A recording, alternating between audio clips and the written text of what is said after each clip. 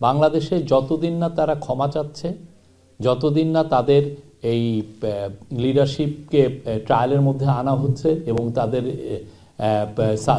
Submit to justice, এবং তাদের যতদিন না তাদের অ্যাকাউন্টেবিলিটির মধ্যে আসছে, ততদিন তাদের কোনো প্রোটেস্ট করার আসলে করতে দেওয়া হবে না।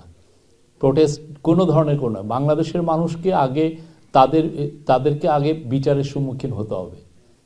আমাদের স্পষ্ট অবস্থান এখানে। আমরা আমাদের অবস্থান তো বারবার স্পষ্ট করেছি। আমরা দুটো ডেট দিয়েছি।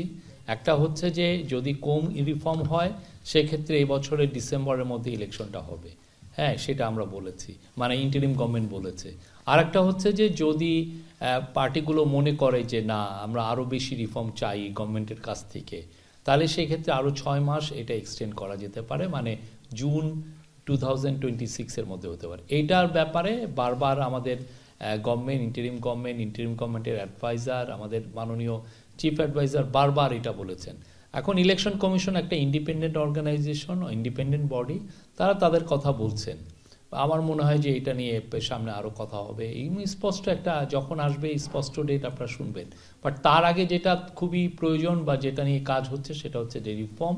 সেই রিফর্মের আমরা আশা করছি যে এই মাসের ফেব্রুয়ারি মাসের মাঝ বরাবর সমস্ত রিফর্মের রিপোর্টগুলো পাওয়ার পরে কনসেনসাস কমিশন কাজ করবেন।